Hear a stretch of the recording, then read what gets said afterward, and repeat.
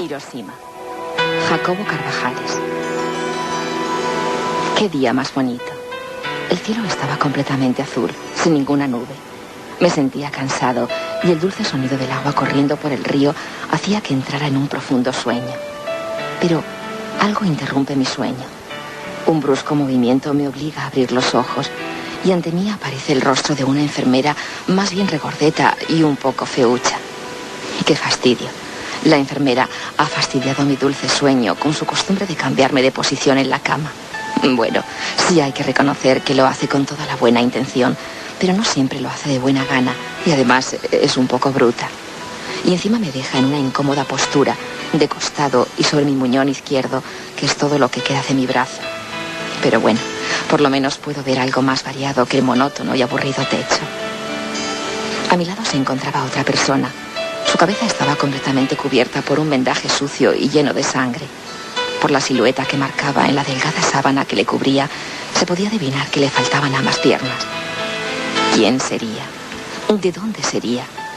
Esas preguntas vinieron a mi cabeza sin previo aviso y de la misma manera que vinieron, se fueron, pero por razones de peso, ya que un agudo dolor empezaba a aparecer en mi costado izquierdo a causa de la presión que mi cuerpo estaba haciendo a ese costado. El problema era que ese maldito dolor iba en aumento, por lo que intenté llamar a la enfermera, pero mis dañadas cuerdas vocales no respondieron a mis deseos de hablar, por lo que intenté moverme, pero mis músculos tampoco quisieron hacerme mucho más caso, y a causa de este esfuerzo, el dolor empezó a extenderse por todo mi cuerpo. Así que solo me quedaba una cosa, y era olvidarme de ese horrible dolor, e intenté hacer que mi mente navegara en el pasado, y empecé a recordar la guerra. Aún recuerdo los días de gloria en que tanto nuestra flota como la infantería arrasaba a todos los enemigos que se interponían a nuestro paso. Nos creíamos invencibles, y ese fue nuestro mayor error.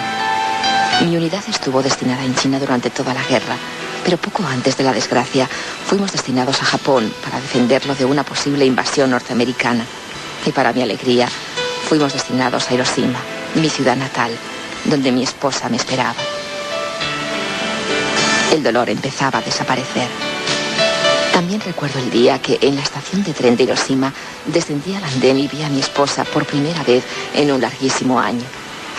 Allí estaba ella, vestida con un kimono blanco, su largo cabello negro recogido y su esbelta figura desentonando en medio de ese ruidoso andén lleno de soldados sudorosos bajando el equipo del tren y familias enteras saludando a los soldados. También recuerdo haber arrojado al suelo mi fusil y mi makuto y casi al instante tener a mi esposa en mis brazos y notar cómo me envolvía un dulce olor a jazmín y cómo sus labios rozaban los míos durante lo que a mí me parecía una eternidad. Recuerdo su frágil figura junto a la mía, caminando por las calles de la ciudad con destino a nuestra pequeña casa al lado del río. Dios, cómo la quería.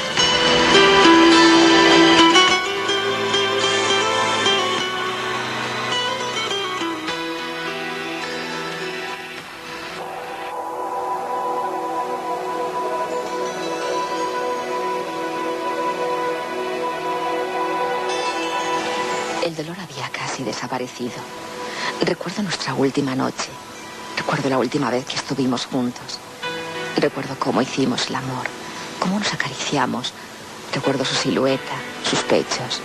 Recuerdo nuestras promesas de amor eterno susurradas al oído, mientras a través de la ventana veíamos las estrellas. Recuerdo su sonrisa. Recuerdo... El dolor ya solo era otro recuerdo. Pero en algún momento tuvimos que quedarnos dormidos porque las sirenas de la ciudad, avisando de bombardeo, nos despertaron sobresaltados. Yo salí al jardín de la casa y pude ver en el cielo y a lo lejos unas nubecillas de humo negro causadas por los escasos antiaéreos que habían sido colocados para defender la ciudad. Volví rápidamente dentro de la casa y cerré todas las puertas y ventanas. Abracé a mi esposa, que estaba asustada, y entre sus sollozos de desesperación yo intentaba consolarla. El dolor volvía a empezar. ¿Cuánto tiempo estuvimos así? Tal vez unos minutos, tal vez unos segundos, pero cuando una potente luz iluminó nuestro alrededor, cegándonos, supe que el fin estaba cerca. El dolor aumentaba. El resto está completamente borroso. Recuerdo despertarme en medio de las ruinas de nuestra casa. Recuerdo ver el cuerpo inerte de mi esposa junto a mí. Pude observar sus ojos abiertos completamente blancos y su precioso pelo y su piel completamente carbonizados. Pero ese no fue el único horror de ese día, porque la ciudad había sido destruida. No se podía ver ni uno solo de los antaños orgullosos edificios en pie. Todo es borroso en mis recuerdos. Recuerdo cómo a mi alrededor había por todas partes gente que corría de un lado para otro, sin rumbo fijo. Recuerdo que algunos me perseguían como si yo pudiera ayudarles en algo. Recuerdo sus caras carbonizadas, sus hombros destrozados, algunos colgando en jirones de carne. Recuerdo a una pobre mujer que intentaba apagar las llamas que estaban comiendo su rostro. Recuerdo a un hombre desfigurado, con su rostro en carne viva y cargando a su espalda el cuerpo, por llamarlo de alguna manera, sin vida de su mujer. Recuerdo a un grupo de jóvenes estudiantes que iban a clase cuando todo ocurrió, desplomados unos sobre otros, todos muertos. Recuerdo el cadáver de un perro con las patas aprisionadas en el asfalto fundido, al igual que otros muchos supervivientes que no corrieron lo suficiente. Recuerdo el río, antes cristalino, ahora oscuro. Recuerdo a la gente como si fueran antorchas, con los cabellos en llamas arrojándose al río como si fueran apretados racimos. Recuerdo la lluvia negra que caía sobre nosotros, aumentando el dolor de nuestras heridas. El dolor era insoportable. Unas lágrimas avanzaban por mi rostro.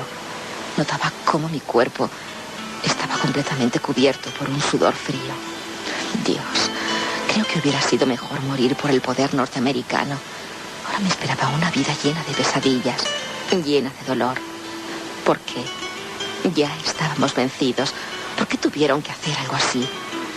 Creo que eso nunca podrá explicarlo nadie.